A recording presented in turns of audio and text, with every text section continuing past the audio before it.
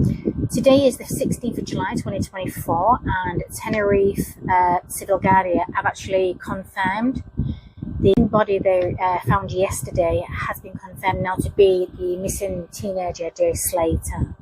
So now I'm going to give my parapsychological investigation verdict on this whole case from my stance and basically my findings and what correlates with the case and everything. I'll be right back.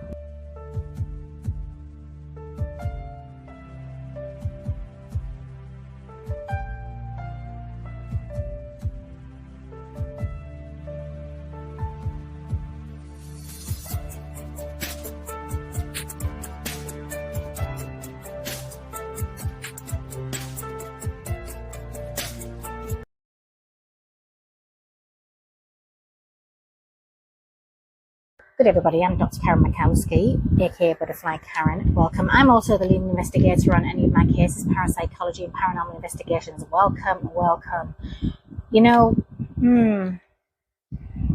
it's a solemn time, isn't it? I mean, there's a hell of a lot going on around the world, as we know, but it's very solemn because I've sort of been monitoring this case very, very carefully.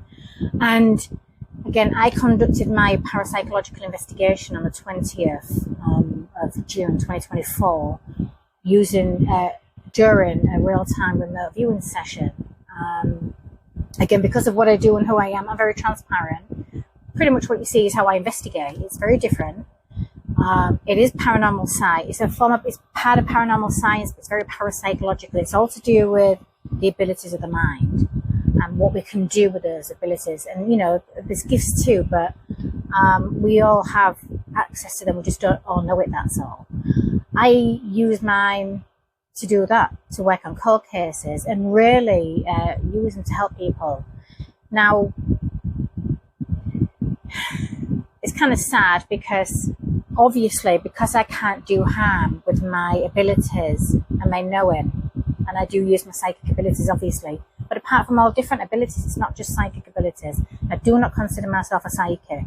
I do many things. I profile and everything. So I read energy and I connect to energy frequencies. Energy frequencies can be either alive or deceased.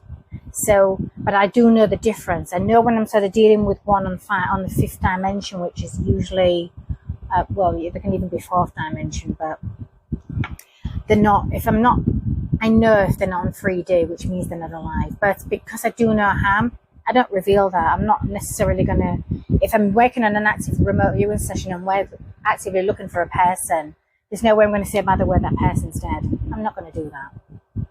I'm going to gather the information as much as I can and forward my investigation reports off to those who are on the investigation, actively seeking for a missing person. And this was no different to the Jay Slater case.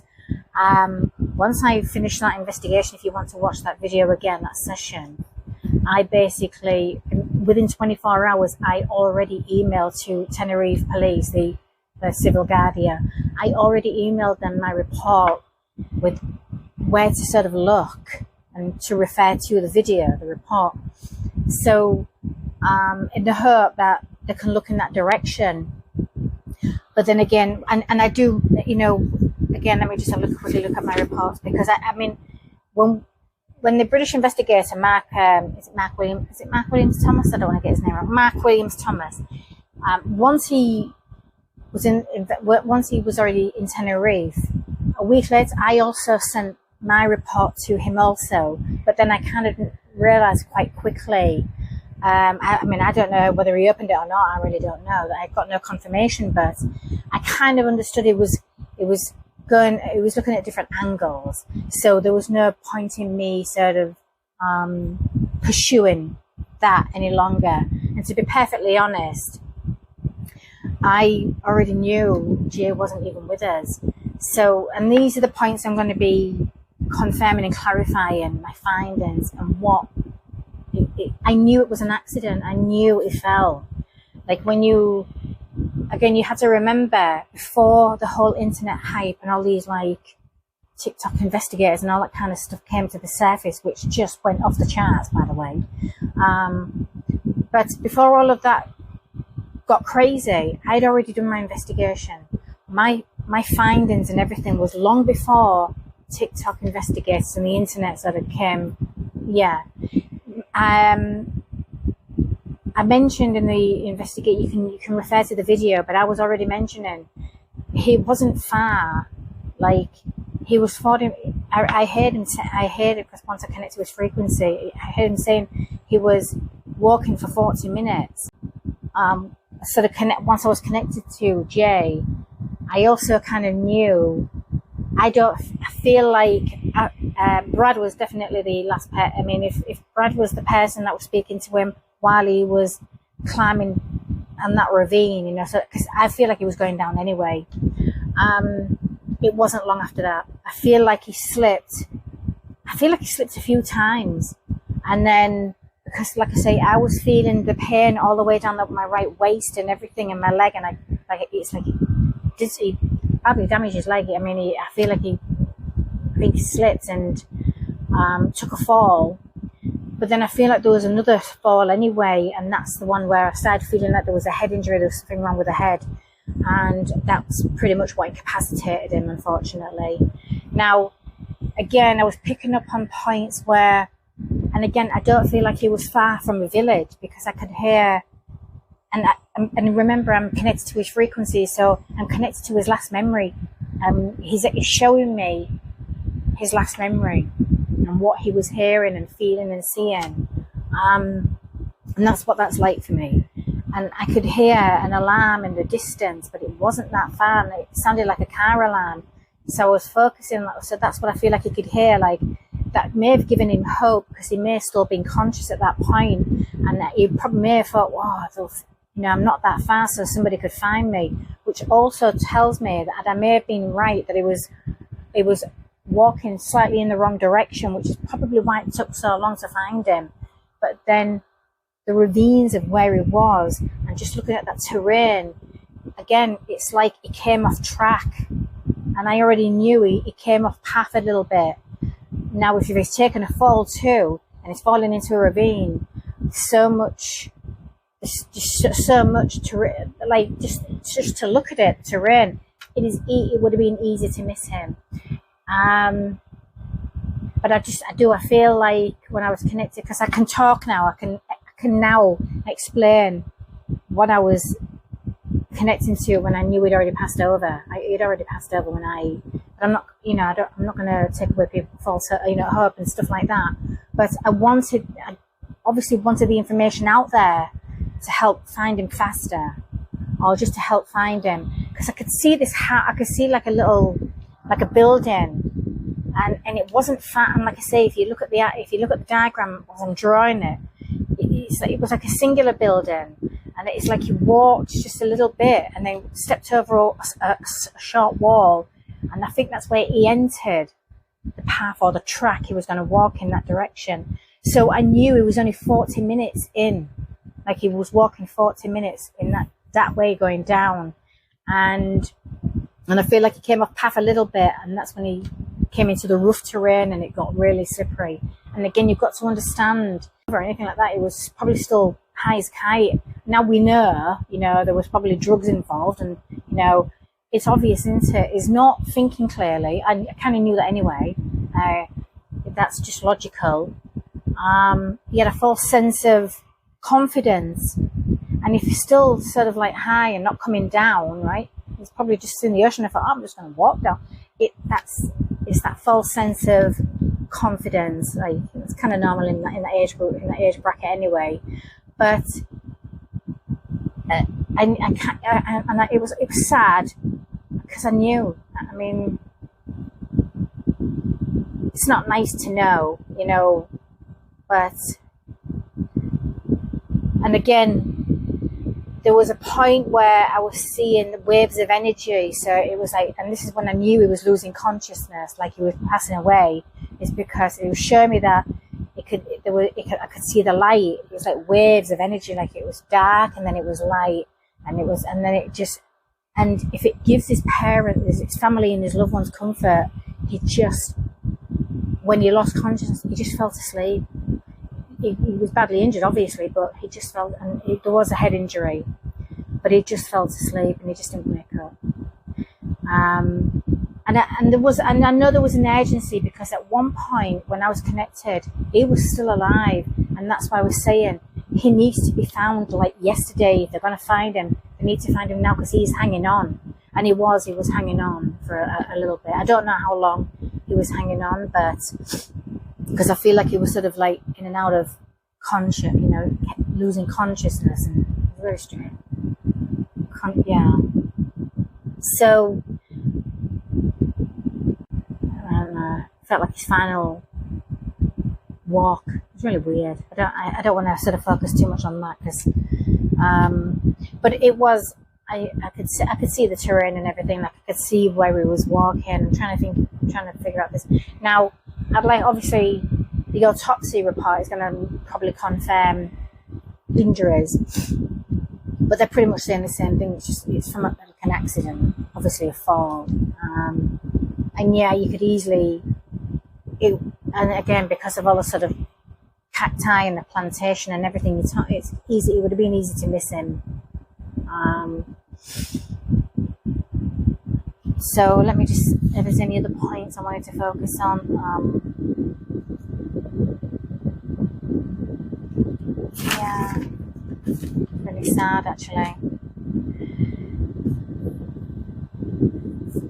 Yeah, I mean, obviously I wasn't going to pressure or pursue investigators on a case that I already knew wasn't going to have a happy ending. I wasn't going to pursue that, because my hypothesis and obviously my findings is parapsychological. Like, I'm always going to go with logic first, obviously, but I'm very parapsychological. So, and again, because it couldn't be, I can't prove it, but had I had so this is where it gets annoying for somebody like me with my science, unfortunately, is it's not funded. And I do have a pay it forward service where I accept donations and everything. And what those pay it forward donations do is it allows me to go work on cases in the actual sites, crime scenes and everything. Like, had I had the funding, I would have flown over immediately to Tenerife, and I would have literally focused on the energy, possibly found, and if it was exactly where I believe it was, it would have been found a lot earlier. But again, because of who I am and what I do, I cannot get my science funded, because it can't be proven or disproven. People want evidence, but that's not how my field of expertise works. Unfortunately, for the naysayers, I've just been proven. I've just proved my field is right. Is my abilities, who I am and what I do, spot on.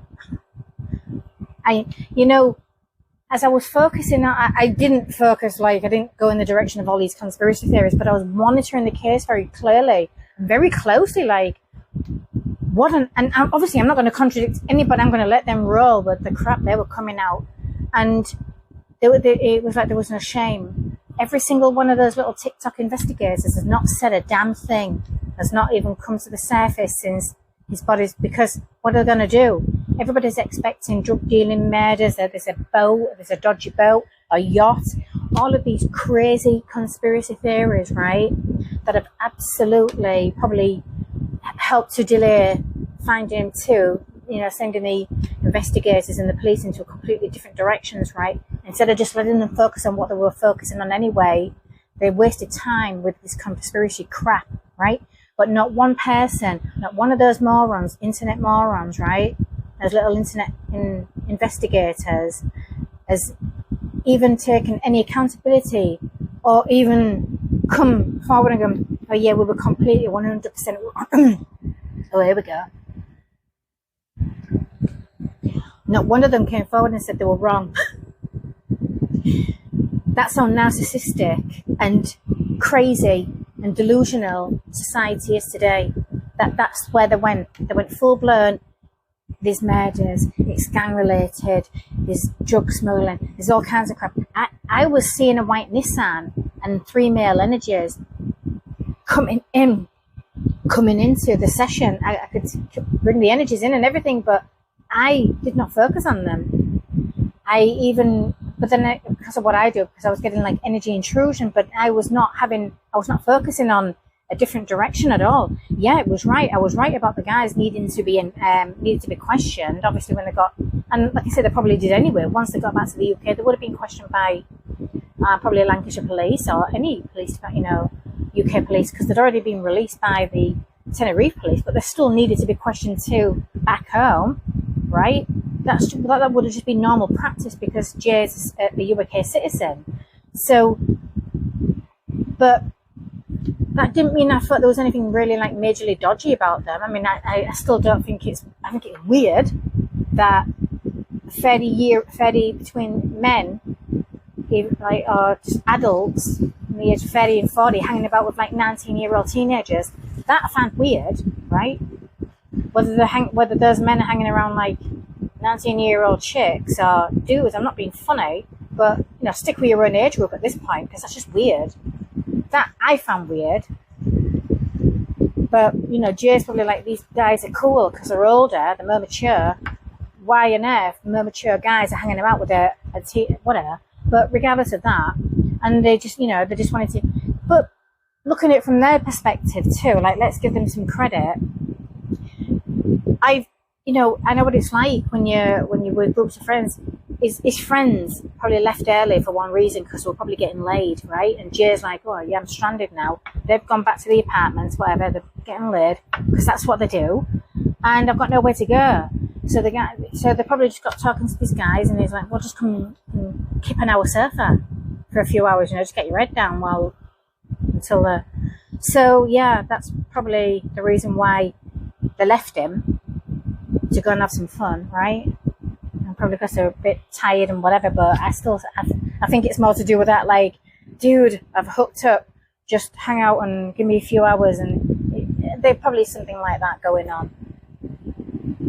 But that's just my little stance on that. But there's nothing wrong with that. It's just, I did have a weird feeling that if it's grown-ass men hanging about with like teenagers that age, and obviously if they're well into the drugs and stuff like that, well, yeah, they're probably selling them too. But the whole freaking Tenerife is full of drug dealers, so that's not like anything new, is it?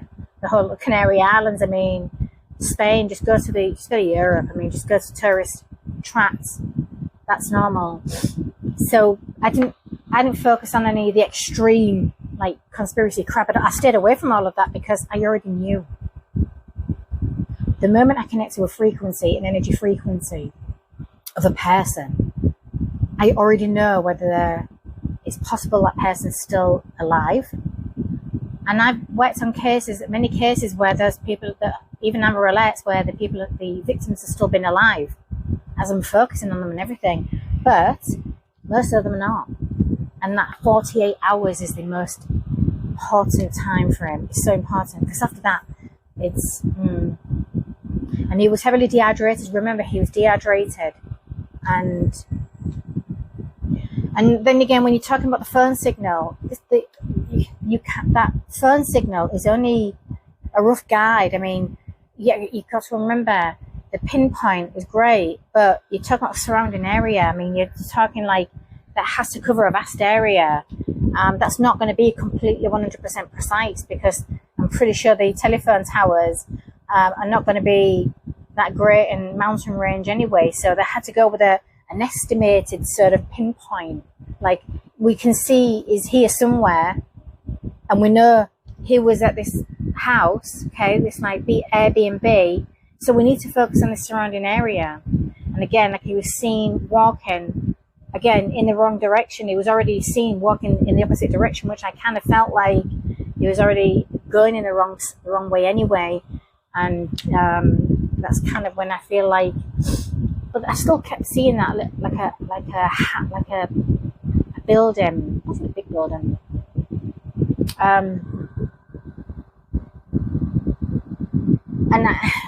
But I all kind of got the confirmation too that it had already passed, or he was literally like on his way out, was because he had a loved one there. Like, he already had energy.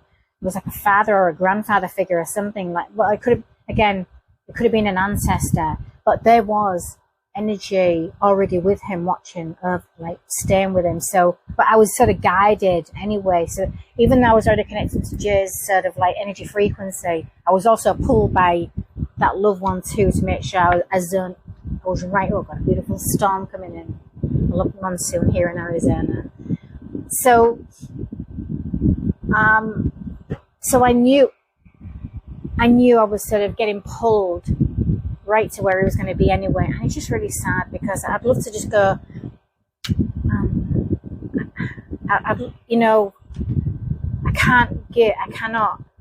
I would be unprofessional to tell loved ones is not even alive, right? And one, I can't prove it. But in my field, I don't need to prove it. I trust me. I trust my abilities. I trust I trust what I do. And it continues to prove, I can't prove it to the world apart from gathering the information, and there's the evidence, there's the reports. I mean, have at it. I feel like he's pretty close to where I thought he was going to be. But I'll know a lot more when we get the map, more information with the maps. But I think every single moron on the internet that absolutely spewed complete shit, right, with their conspiracy theories, etc., all his parents and his loved ones an apology, a public apology, but they're not going to do that because they are cowards. I'm so sorry, we've got rain on my metal roof, so I love the sound of it though. I hope you can hear me okay.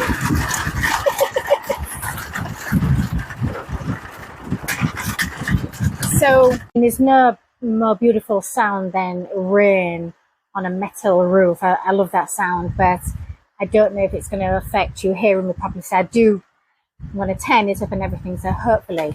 Now, just to sort of get back to the sort of case, I feel like every single person that came out with some weird conspiracy theory, or really, especially those people who really absolutely degraded his family and some of the awful things they came out with, they should be held, well, they're not going to be held accountable because they're narcissistic, but they should at least apologize. But that's not going to happen, is it?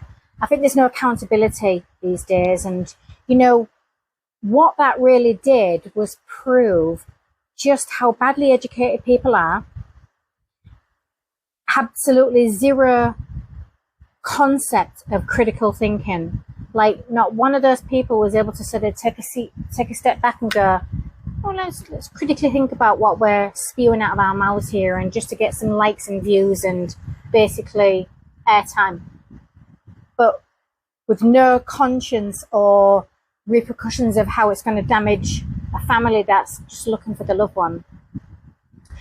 So that's the problem today, is no critical thinking. People don't know how to critically think. You've got really good investigators out there who do know what they're doing, are basically giving their 2 cents, who are qualified, who know what they're doing, experienced and everything, doing what they do, and giving their 2 cents, pretty much putting their insights into, Missing Jay. And they're the only ones that take seriously, because one, they are very logical and they're critically looking at the situation and thinking clearly, like, well, it's okay, we can see the conspiracy theories, we can see all the craziness coming out, but we're still going to stay focused on the reality of it, because that's just how it is. And all credit to those guys and gals, but the reality was he slipped and he fell, and it just took a while to find him. But again, because of all the craziness, so those are the ones that get more. It's weird. I don't like social media. It's just me, I wish more people thought like me, but they don't. Many do, but yeah, it's really sad. So now we can finally start the next step and be done with the. And you know what's really weird too? I find it really weird. Even today, after they've confirmed it is Jay, you've still got people putting videos together, still claiming, but Was he murdered? Or still playing on the conspiracy angles? It's like, give it a rest already. Or how did he get in the... And that, again, zero critical thinking abilities or anything with these people. Like, how did he get into the ravine? It's a very steep valley he was walking in, right? It was the ravine. He fucking fell. How do you think he got in? People just can't get logic and reason together just to go, they had to make it like, was he put there? No, he slipped and he fell and he hurt himself on the way down. And I feel like he slipped and fell a few times before the final slip. What? Do you know what I mean? But people still can't give it up. They just can't handle the fact that they were wrong. They can't convince themselves, okay, we got this completely wrong.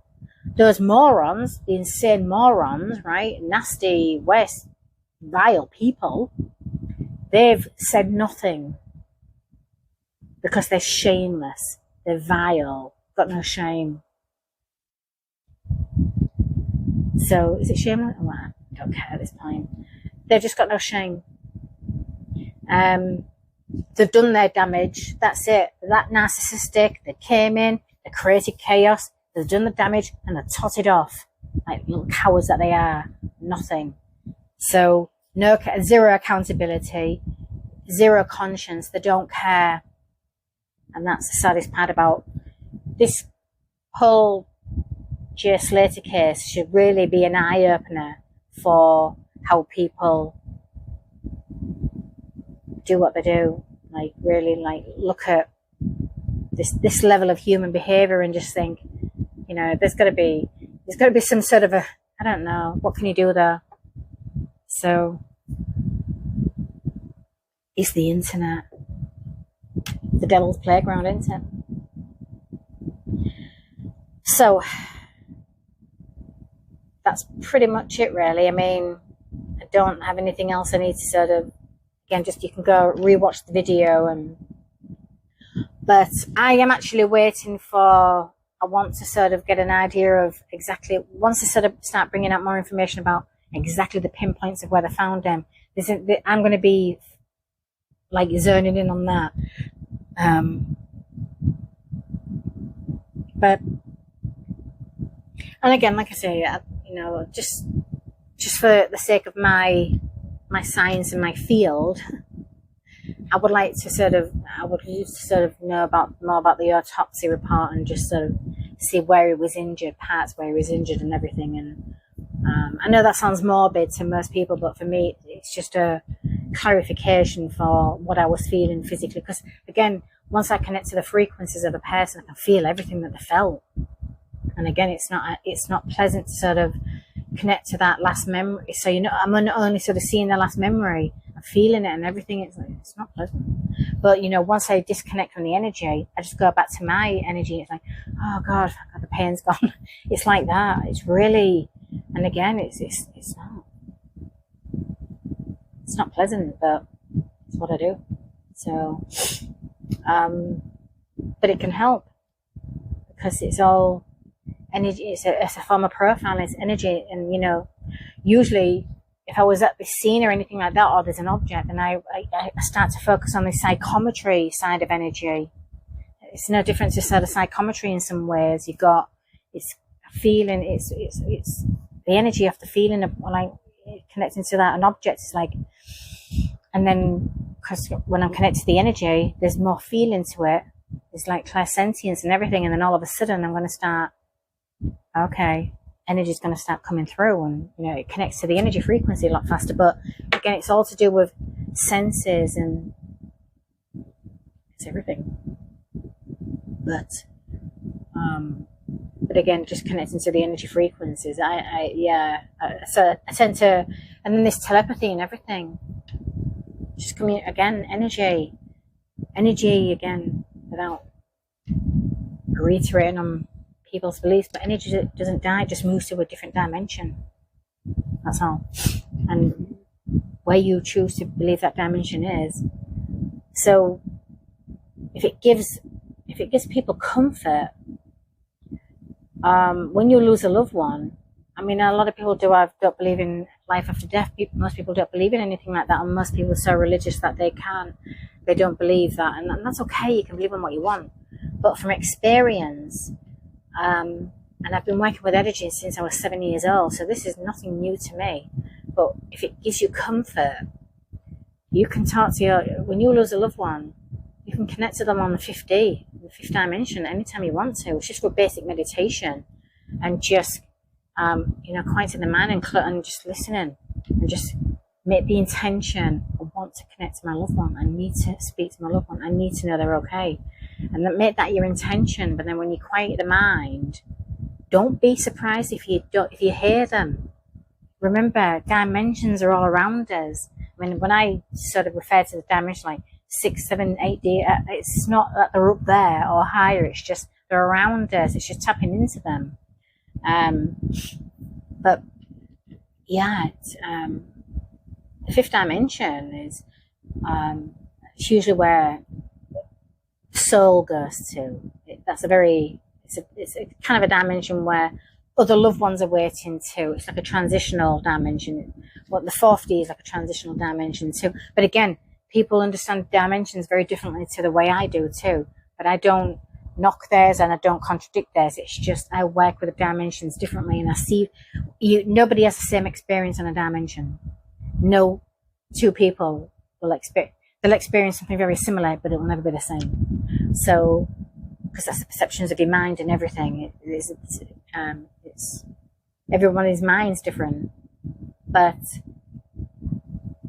so yeah, for me, I always when I'm sort of like, when I'm anchoring it in and I'm like soul transitioning, especially when I'm meditating, I'm a light anchor, so I'm naturally going to be attracting energy on the dimensions that just need to sort of go to the light. That's it. And they just, it's like that. They go home. Some energy just stays. It's hard to explain, but it's like stagnant. It gets stuck. It's confusion, fear won't allow that soul to sort of transition properly. Or if there's something left undone, usually that's when I work on a cold case. There's many reasons as to why energy can sort of like just gets, stuck a little bit or just doesn't transition. So my job really, I know that it's part of I have many callings in my field, and that's why, but I use it as a ministry service too. But as a light anchor, yeah, I just anchor into the earth and just be present. It's my light, and it's just like energy is going to gravitate to it. So, and then it's like a guiding light. It's like a little lighthouse. That's all it is. And most people can do that, and they don't. Most people do that if they're functioning and have vibrational frequency. Most people do that, and they don't even know they're doing it. And it's a beautiful gift to be to the different dimensions and realms. It's a beautiful gift to be a light anchor, because you don't realize just how many souls you can transition, and without. It don't cost you anything. There's nothing in it really. It's a kindness. It's just helping a soul energy find its way home. So if that can give people comfort, and it's weird as well, because when I was connected to Jay, I felt like his personality, like I could hear I knew there was an accent there, and he's Lancashire lad and I'm from Hull, so it's a very, very similar accent. There's a slight similarity with our accents, but it was the way I could almost hear his character, and I'm trying to think. I remember without the report in front of me, I'm trying to remember exactly what he was saying. Like, it's okay, like just something like that. But it's the way it came. It was the way I heard him saying it. Like, I'm okay, it's okay, Like I remember saying, I'm wondering if that's what he used to say to people, if he was known for like being that. It's all right, it's okay. I don't know. There was a weird. I could sense his personality and his character. So I don't know if that's going to help the family or not. but I'm glad it's found. That's the most important thing now. So I think I've explained a lot enough. I hope so. But if you do need help with a missing loved one or a cold case or anything like that, you can use the remote service. Basically, exactly how you see me looking for Jay. If you want to go to that remote, real-time remote viewing, that's how I work on missing persons cases. So you can use, that's what I call the remote service. So you can use that if you have a loved one that's been missing, or you have a cold case and you want to know what happened, right? You can use that service. I like to get the report back to, or at least to the investigator within 72 hours of performing this sort of session. So if you do need help and you just want to use another resource because you've used everything else and you're closer, you're not going to lose anything. It doesn't hurt to just use my remote service. So there's that for the paranormal investigations. You can use my remote service, distance healing and everything. So again, go to the website, drkarenmakowska.com, and if there's something that you need right now, physical, because I'm still sort of working on my office in my little healing room, but my healing office and that sort of space. Right now, appointments, well, you'd have to sort of explain what you want anyway, but remote services, you can just book those directly for the website. And nobody else works for me, so if anybody starts contacting you or anything like that saying I've been sent by, no, I haven't, please don't be catfished or anything or scammed. I have to mention that. But I mean, like I say, if you do need help, but again, if you want to sort of make a contribution, if you're all about karma and paying it forward and doing a good deed, that's what the Pay It Forward service. All of those links, everything you need to know, the links are in the contents box too. So if you want to make a donation to the Pay It Forward, it's so I can help on cases, counselling and everything. But other than that is all you need to know. And watch this space and watch my videos. And if you like my stuff, just give me a like, subscribe to the channel. I'm always putting videos out there, and if you want notification when a video's gone up, you can just hit that little bell, and that will let you know when I am active. So, other than that, take care, and I will see you all again very soon.